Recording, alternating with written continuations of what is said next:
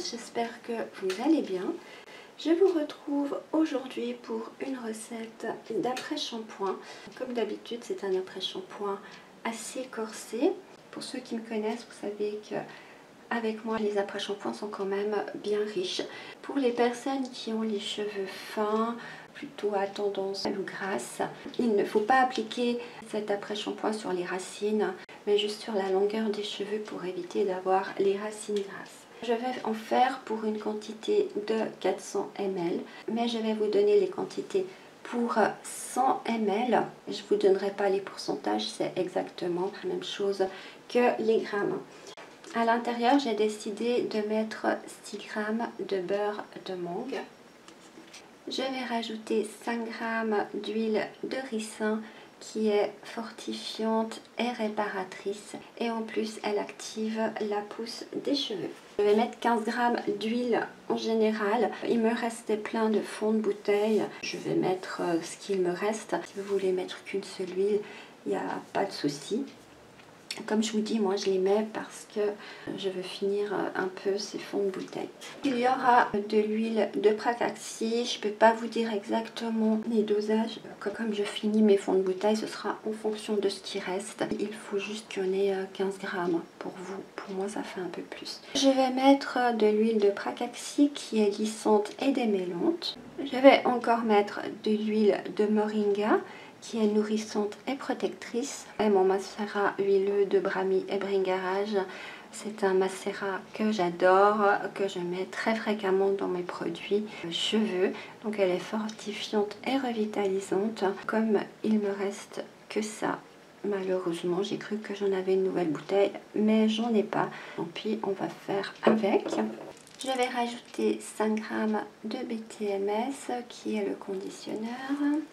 2 g d'alcool cétylique qui est épaississant et émollient. C'est pour donner un peu plus de texture à mon après-shampoing. Je vais rajouter 30 g d'eau. Je vais rajouter 16,2 g de vinaigre de fleurs de coco. Si vous avez vu mon shampoing avec le vinaigre, ça fera un bon combo. J'avais très peur quand j'ai fait ce shampoing de l'odeur du vinaigre. Mais dans le shampoing, en tout cas, il ne ressort pas. On verra dans l'après-shampoing. Mais il apporte brillance et douceur aux cheveux. Je vais rajouter 10 g de glycérine végétale qui est protectrice et hydratante.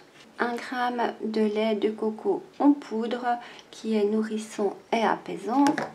3,75 g d'urée qui est hydratant et exfoliant. 7,5 g de fucoser qui est apaisant et hydratant. Je vais mettre 1 g de cétiol. Comme vous le savez, c'est un actif conditionneur capillaire que j'adore, que j'ai acheté chez My Cosmetics. Je le mets tout le temps dans mes après-shampoings, souvent dans les shampoings aussi. Si vous n'avez pas cet actif, vous pouvez le remplacer par de la protéine de riz, de la protéine de soie, de la provitamine B5. Tous ces actifs iront aussi. Et je vais mettre 0,6 g de Costgard et une fragrance. Nous pouvons passer à la recette.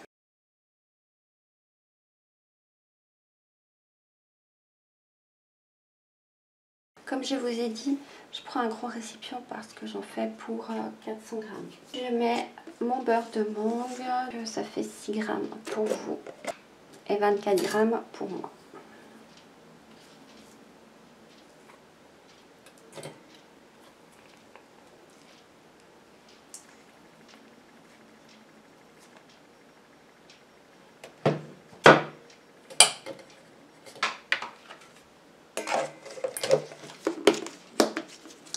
Je vais rajouter mes huiles, il faut que vous soyez à 15 g.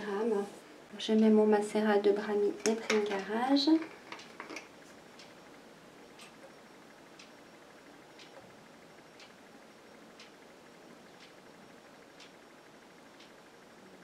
Pour moi, il m'en faut 60 g. Je rajoute l'huile de moringa.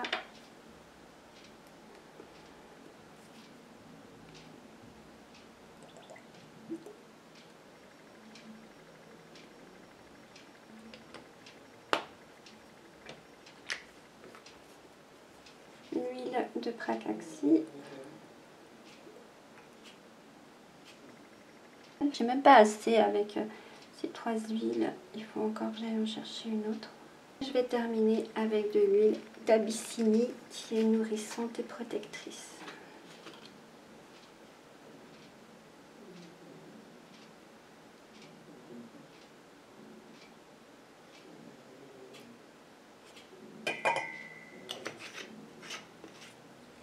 Je mets mon BTMS, donc 5 grammes pour vous et 20 grammes pour moi.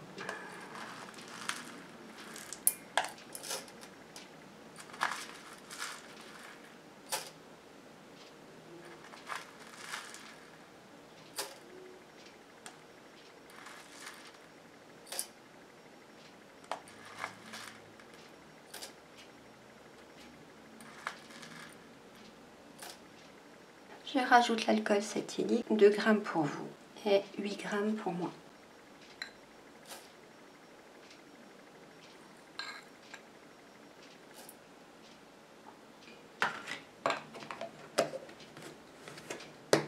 Et je mets tout ça à chauffer au bain-marie. Dans ce deuxième récipient, je viens mettre 30 grammes d'eau pour vous, c'est-à-dire 120,3 pour moi.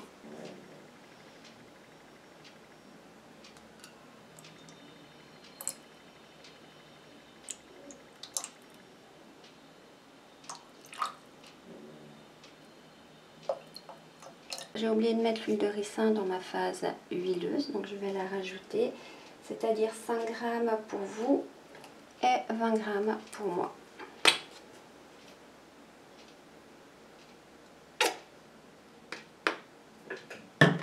Et je remets à chauffer au bain-marie.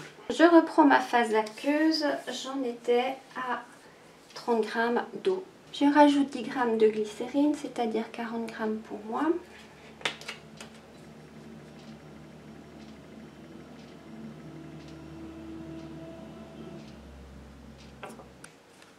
Et 65 grammes de vinaigre de fleur de coco pour moi, ce qui fait 16,2 grammes pour vous. En tout cas, comme ça sent pas bon.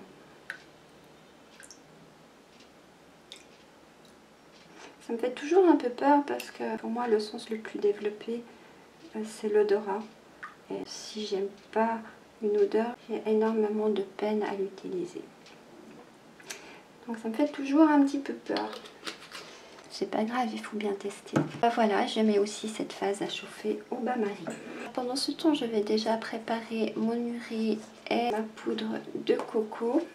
Donc je vais mettre 1 g de lait de coco en poudre pour vous, ce qui fait 4 g pour moi.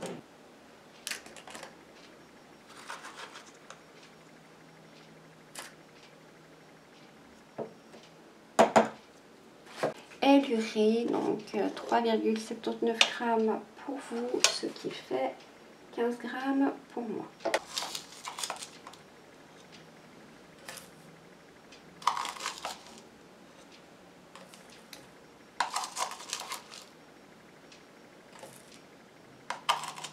Je mets ça de côté, j'attends que mes deux phases fondent et je vous retrouve pour la suite. Mes deux phases ont fondu, je prends ma phase aqueuse à laquelle je viens rajouter mon urée et ma poudre de coco. Et je mélange jusqu'à ce qu'elle soit complètement... C'est-à-dire qu'on n'entende plus crépiter au fond de mon récipient.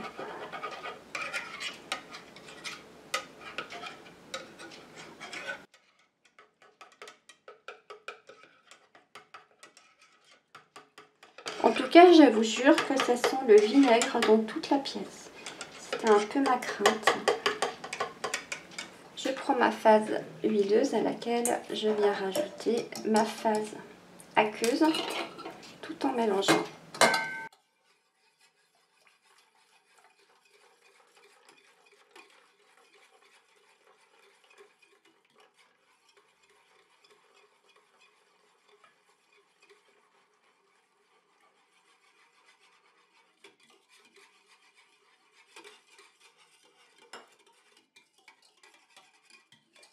Je continue à mélanger comme ça jusqu'à ce que mon émulsion épaississent et refroidissent.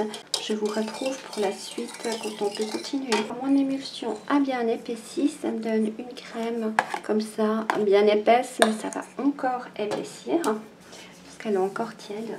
Je viens rajouter le Fucoster, donc 7,5 g pour vous, ce qui fait 30 g pour moi.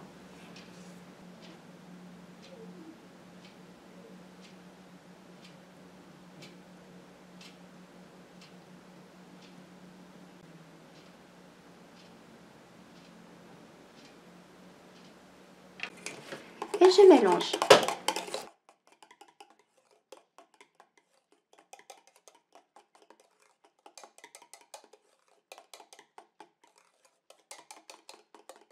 Donc je vais mettre le cétiol, vous mettez un autre actif si vous ne l'avez pas, ou alors vous rajoutez 1 g d'eau, c'est tout. Donc 1 g pour vous, 4 g pour moi.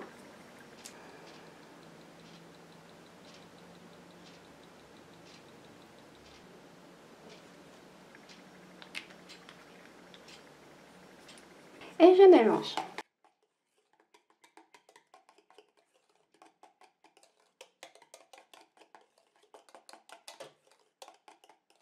L'odeur du vinaigre s'est déjà pratiquement évaporée. Je rajoute le Coast Guard, donc 0,6 g pour vous.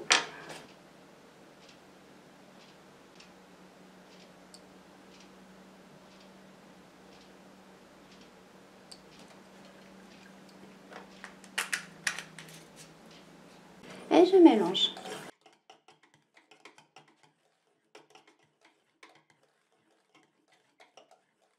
J'avais prévu de mettre la fragrance fève de tonka de la Folie des Senteurs, mais vu l'odeur du vinaigre, j'ai changé d'idée. Je vais mettre la fragrance patchouli, toujours de la Folie des Senteurs, mais c'est surtout une fragrance qui sent un peu plus fort.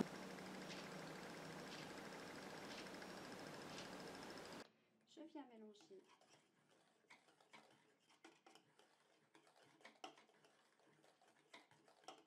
Je vais prendre le pH.